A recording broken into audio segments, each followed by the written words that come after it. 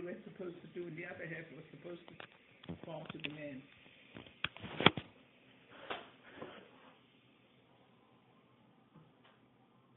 And then my mother was designated. I don't know what the title was. I have to try to find out from somebody.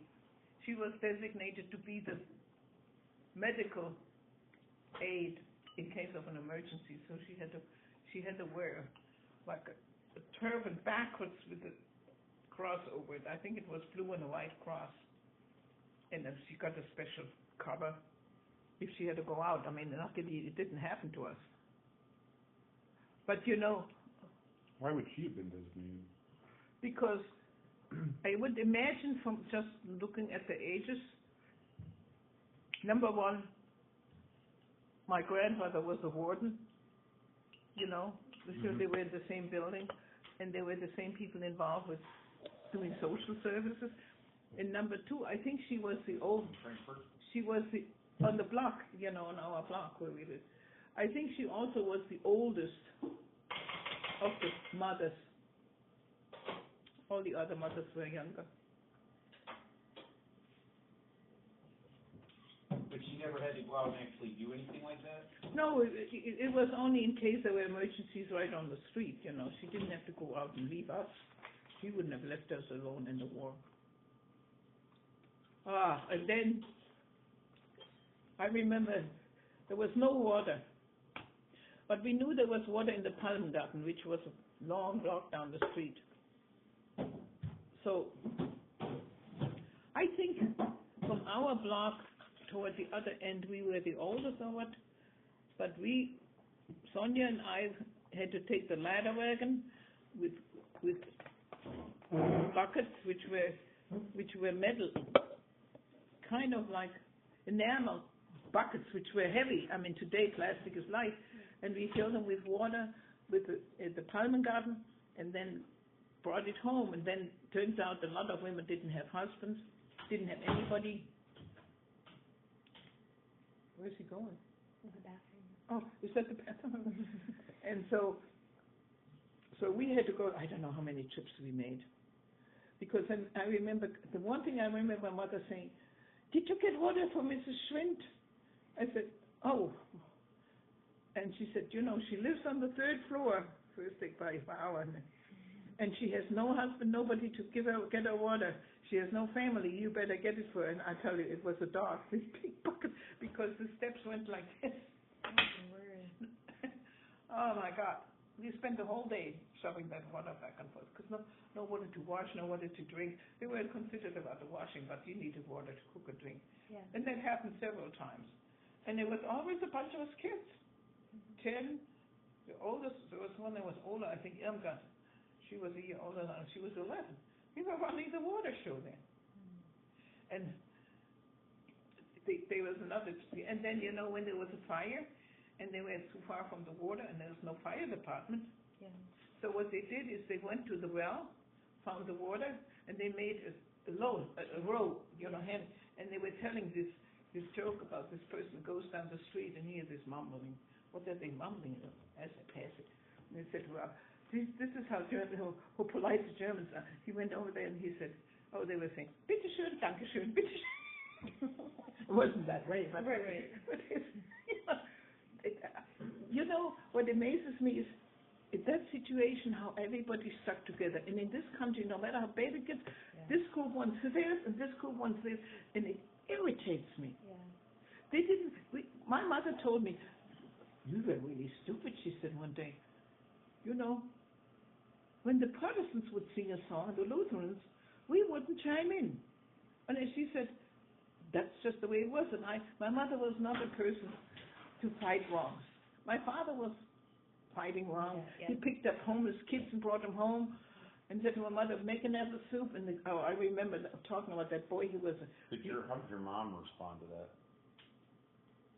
Pardon? How did your mom like having all those guests? What? All those what?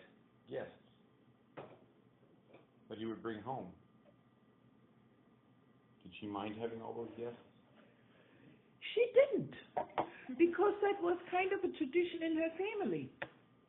I mean, once in a while she said, you know what, Frankfurt seems to be the transit station for everybody, and it was true. They had to change trains, and sometimes they got there late at night. We had a guest room that was. Then in the end, my father had an old aunt who was old. She never got married. She was a nurse, and she had one stiff leg. She couldn't move, and she was. To her, we were related to some French because her last name was No, N-A-U-D, No. We got so tired of Tante Delphine.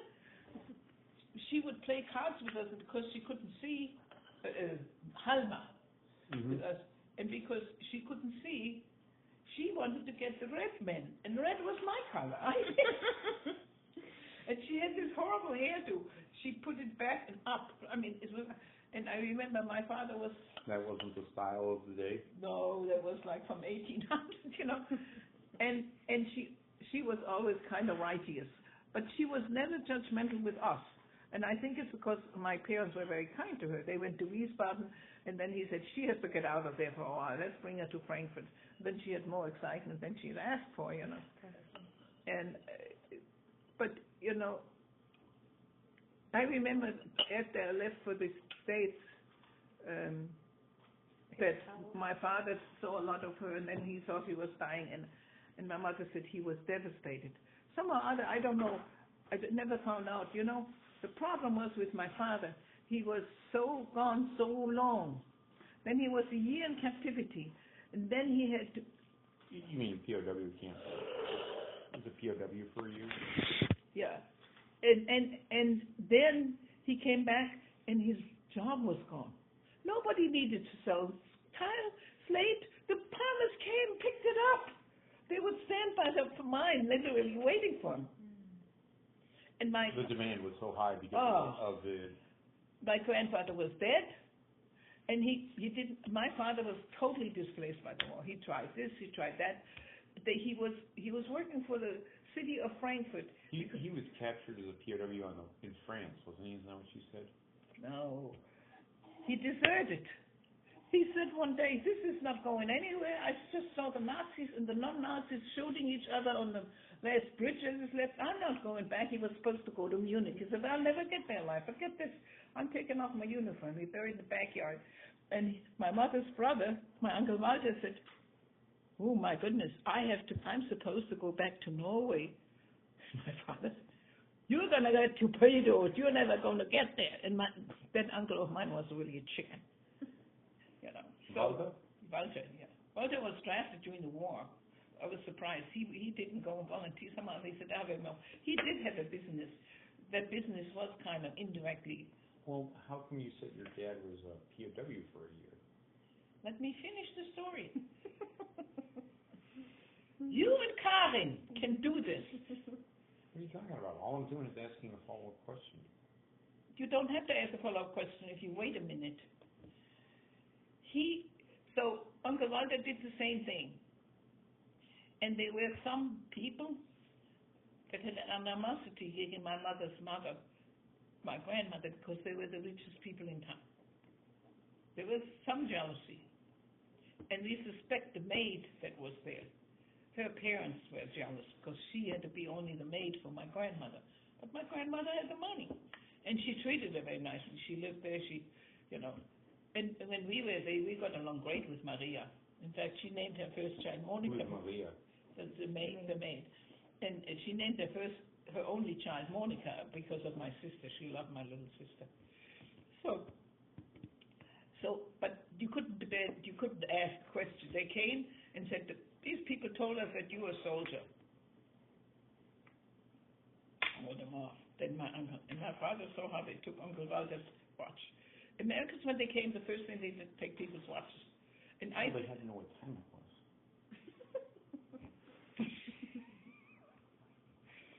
Well, my father was smart. He took the watch and put it up here, and they didn't find it.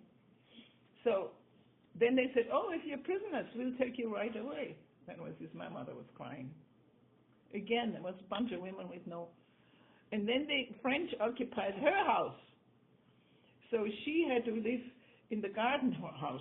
It's like a playhouse or so, in the garden. And at night she had to go to like a shed. It's like a garden shed, right? Yeah, like a garden shed. and they had the stove, they put it on the wrong side, so the wind always blew the blew smoke in the place. Wait, they put the stove in the garden shed? Yeah. Oh. Yes. And so some neighbor, I don't know. I have to ask my sister who did that. The funny part is Monica, who was with my mother all the time. See, when they evacuated the kids, the parents had to let the kids go that were 10 and up, and the little ones they could keep. And Sonia was always mad. She suspects that my mother made an extra effort to keep Monica. Like, how old was Monica? Oh, Monica was 6. Well, then why wouldn't he require extra effort if she was under 10? I don't know. That's what Sonia thinks. Oh. You know, I don't know. Sometimes it's... Sonia was over 10. Yeah, she was just 10. No, yeah, maybe she was over 10. I'll have to think now. She was What year? 12. She was 12 and I was 13, I think. I think it was 44 anyway. What year were those pictures painted of you guys that were always hung in the house in Holstein? Those blue dresses? You and Sonia. There wasn't a picture of Monica. No, there was no picture of Monica, yeah. You know, I don't know. It was before the war though, right? I would say so, yeah. My mother made those dresses. It was blue linen, and that embroidery was a special kind of embroidery. She made it for all three of us. We always wear. Wait, but Monica didn't have one because there was no painting of her. No, Monica had one, but the war advanced. They couldn't get to the person. They had an outside. Where are those paintings now? Pardon? Where are those paintings? Well, I have mine, and Sonia has hers, and her daughter will probably trash it. Is yours hanging somewhere in the house? No. Oh. No room, and besides, house, it's too undignified. Such a nice oil picture in such a rotten house. No, not taking it out. Can I take it from you? No, you can't. Of course, my sisters would probably get mad at me. That might be something you should pass on to your daughter. That's true. That's true. It probably should go to. Well, you know, Yes, I that's a good point. haven't even decided on that. I think because you can make really good photocopies today, you know. I know in Sonia's painting, there was the house was here, and there was a big park from the Rothschilds, you remember? And they never got bombed in that area. But one night a bomber came down with a bomb inside in the backyard. And we weren't there, none of us, we were already evacuated. But all the inside walls fell in. And my father In the Rothschild house? Rothschild house. Isn't that what you called it? No, Grüneburgweg. Wait, your house? Our house and all the others were in Grüneburgweg. I know. And walls fell in. And my father, he built it, the pool, if he had left it, the Americans wouldn't have had it for 10 years. You built what? He rebuilt it. He built it, he had all the walls put back in. Never mind. He made it nice. Nice enough that Well, the it sounded like Americans the wanted bomb it. had not exploded is what I was... Well, I don't know. Something happened. I wasn't there. I've never talked to anybody because that whole neighborhood was spread away, and I never saw the people again. I'm trying to find now of Irmgard. My friend Irmgard is still there because she was one of 4 kids, and the mother was Hungarian, and she was making muesli and raw crust, and we loved to go eat there because it was such different food. She became an artist, and I would have loved to find those kids we always played with, and they're spread all over. That was a sad part too. My whole neighborhood, was gone.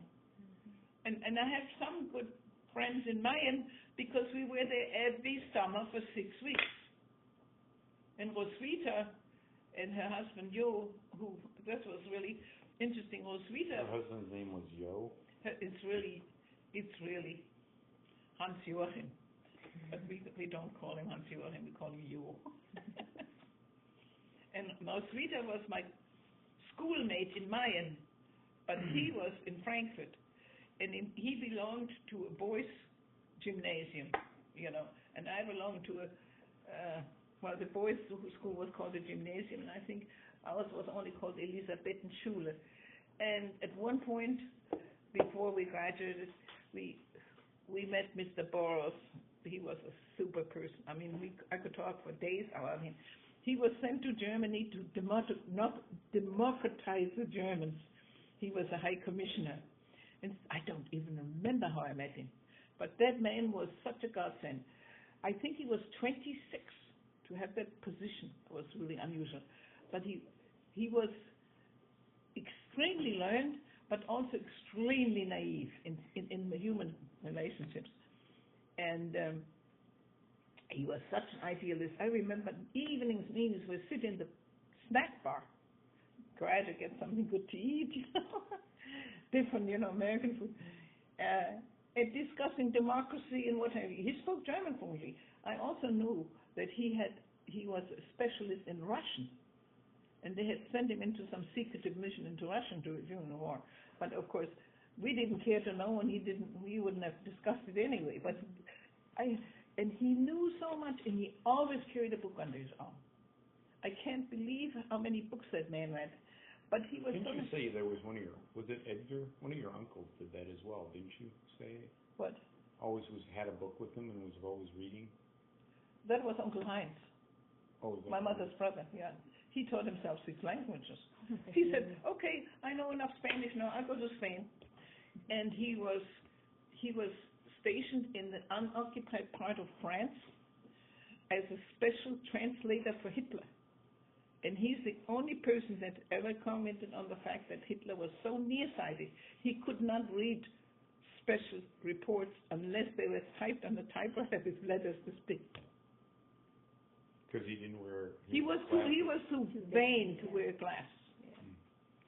So Uncle Heinz was the special. He was Heinz's father that you have met. Yeah, I know Heinz. Yeah. Yeah. So his dad was a special translator. Yeah, in unoccupied France, and he was the first German that was asked to come to France during the trials. And Tante Lily, Rosemarie's mother, she was a little simpleton. I asked Rosemarie once. How is she?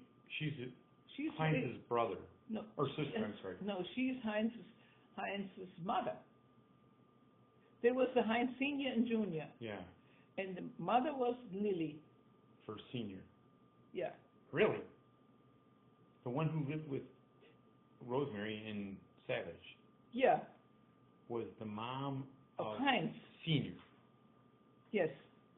He died at 47 from a stroke. Oh. All the Eichels have high blood pressure anyway. And they tried to save him, but they did something in the spine and it didn't make any difference. He stood at the train station talking to the kids, all of a sudden he drops all the tickets on the floor and they knew something was wrong. And from then on it was a shame. He was going to open a translation office and I was supposed to go with him. He was so smart. Tell you, he got us back into our house because he talked to the captain that occupied my grandmother's house after the war. He married a Vietnamese woman because he was obviously a soldier in Dien Bien Phu, which I didn't know at the time. But she was somewhere in France with his slightly retarded 10-year-old daughter. So he had a mistress, and she was very charming, very nice. And she came into that hut to be sitting at night with the candle. He wasn't there from the beginning. He was in Berlin somewhere in the end of the war, and he somehow they came. I don't know how he got there. So we had sitting there with candles. We didn't want to go to the sleeping place because it was just only a bedroom. You couldn't even sit. It was so tight. There was a big double bed, and my mother and my aunt and Monica slept in the bed, and Sonia slept on the floor here, and I slept there. So she came over there. I guess maybe he was gone. He was a crazy kid. Anyway, and then Uncle Heinz would sit there by the candlelight and entertain us with French ditties, and we laughed because my mother and my aunt both knew French, but they didn't know some words, and I didn't know any of them. Obviously it was a little raunchy, and she thought it was very amusing. And then she went back to the house, and then she pleaded with him, saying they can't live in this little hut which has really no heat or anything, and it was drafty. She pleaded with him to let us live in the mansarde. Mansarde is the top floor where the roof is like this. The mansarde is called after a French architect, Mansard, who invented these kind of room. And so we didn't want to bother, we didn't get involved, but it was sometimes very embarrassing because they had all these girlfriends and they were partying at night, You guys are in the top of the house. When they got out, we got in there, my mother said, go Was that in Mayan? That was in Mayan. Yeah, that's Villa. My grandma said, I'm not moving back in there until the priest comes. I don't blame her. House, there's so much sin in this house, But I mean, we were lucky. And the funniest thing was, the basement of the house had a laundry kitchen, and I would have loved to have that copper thing. It was this big. You did the laundry in. You boiled the laundry in there. Okay. Then you washed it. I mean, I don't know. And then there was another cellar, and there was another cellar. And the French took one cellar for their supplies, food supplies. And we had the other cellar. We were allowed to have that cellar to do the laundry and then put the laundry there to dry. Mm-hmm.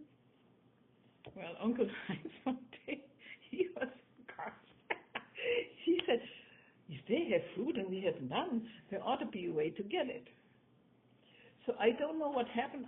I think somebody left the key, and he swiped it. And because with all those women in the house, they didn't know who'd lost it, they had another key made. Uncle Heinz said, this is the signal. Sign from God. Yeah. So he went in there, and he snuck inside. And the place was here, and there was the other place there, and the laundry kitchen there. Now, if you heard somebody coming, you couldn't always go out that way. But Tante Billa the steps to the basement were there, so Tante Billa was standing there in attention to see if she heard somebody unlock the couch and open the door to give him more. And it was so funny because my grandmother was help God, now is the time. It was so funny. And my mother was, of course, Tante Billa was more gutted. My mother was shaking her shoes. And one day, he's walking through the house with a tub full of flour. One of those metal tubs, and he has it on his hip. And he goes, hi, Captain, whatever. And I tried to walk upstairs. I had to walk outside because I realized what was happening. I thought if I shake him, stealing their flour, right? Was there anything on top of the flour? Yeah, he put the clothes on top. And then one night he came back. I got something. Tonight I got something really special. And so he brings his box and puts it on the table and yeah, something to eat. He has 36 toothbrushes. Oh no. No food. Take care of the dental issues. Well, they're gonna miss that box for sure. All our toothbrushes. You know what? I think there were so many people coming home, nobody knew what was happening. Nobody knew what was happening. Well, that's good. One day I don't know, Uncle Heinz was such a clown. He's sitting in the tree. Behind the house was that big apple tree. He's sitting in the tree. I never know why. Maybe he was observing something. And I know we kids were not allowed to ask too many questions. And then all of a sudden, the next thing he comes up and says, I got something for dinner. What you get sitting in the tree? I think maybe it was the time they had apples. It was an apple, really wonderful tree. He comes up. It's like this. I said, what do you have under your jacket? Dinner. The captain walked in the kitchen and he had ordered whatever meal, and he didn't know where, he looked in the pot, I don't know, he wanted it fried and they cooked it, whatever it was, he took the 2 chickens and threw them out the window. Oh my word. I jumped out of the tree, grabbed the chickens, put them. Wow. Provide what the Lord provide. Yeah. And then we had, every day, they had Italian prisoners they brought in to take care of the garden. It was huge. And they came in the morning with the truck, and they went home at night to some other place where they were. And they were a lot of fun. And I had a girlfriend who knew some Italian, and we thought it was really intriguing. We tried to talk to them. They spoke fractured French. I spoke French already. I learned it from the families, the kids. Mm-hmm. And she says I'm Italian, and I You mean never. the soldiers' kids? Yeah, the family. This one woman, she was supposed to be from Algiers, didn't know how to handle kids. And I said to her in German when I started learning French, it's too cold. You have to put turbans on the baby. And my friend Clotilde and I would go over there and feed the baby. She was, I don't know what was with the woman. She had Yvonne, she had Eliane, who was Lily, and the little boy Dede, and I don't know what the baby's name was. Well, we grabbed the baby and said, listen, we have to put some clothes in this kid. And then we said, oh, this milk is... We took over the house. We had nothing to... There was no school for a whole year because they were rewriting school. I said, Clotilde, we can't let... Well, you said they had to change the curriculum because it was all... Yeah, they had to change the books Fascist. and everything, yeah. So I said, we have to do something. Clotilde was about 4 or 5 years older than I was. She said, yeah, this is ridiculous. But when I was feeding the baby, she'd say, ça y est. That meant, that's enough. It's not because that's what it means, but this is here. No, ça y est means it's enough. You have to interpret it. So I learned this, and then Yvonne was 5, and I said, qu'est-ce que c'est? Qu'est-ce que c'est? Qu'est-ce que c'est? That's how it started. And the French were offering 3 classes. It was the only school there was. And he was an Alsatian, so he knew German and French. He was an officer. It didn't cost anything to volunteer. I said, Roswitha, we have nothing to do. We can go there at night. Roswitha again? Roswitha is the lady that was in the same school in Mayan, but a grade up from me. And we had some other here. We still have a friendship. I know, you mentioned her. Yeah, but she has Alzheimer's now. It's really sad. Oh, that's too bad. Yeah, and she was a gifted artist. Her father was an artist. He was my art teacher, and he always told my mother I was gifted. They should give me, education. And then my father says, art, breadless art, not in my family. So that was it. I promote Connie when she was young. Mm-hmm. Oh, there's a talent, So anyway, I tell you, living with those people, and then the Italians, they were really a lot of fun. So they had a barrel of wine by the side of the house, red wine, and the Italians knew where it was, and then the French had the barrel of wine? Yeah, by the side of the house to drink That them. barrel of wine will travel. Red wine. Yes. Yeah, and so the Italian knew we liked the red wine, and my mother knew a little bit Italian, so then she wanted to, because we were nice to them, we didn't do anything with it, we were nice, we didn't do anything negative, and I guess they felt we were all against the French, we were on their side. So then they left the hose, and there was a hose, they put the hose, and they found an empty bottle, and they filled it, and there was a hedge, and there was a big board next to the hedge. I don't know why it was there. And they would go to my mother, Madame, tonight when it's dark, go get that bottle. You guys would have red wine. We had that. And then the farmers where we slept, they were so greedy.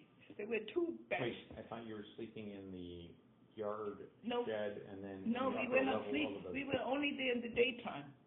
And when what about the upper level of the house? That was later. Okay. When it got, during the summer, we had to go downtown in Mayan and sleep. And what was really bad... As a whole family? Tante Pilla, my mother, and my sisters. My father was still gone. All the men were gone.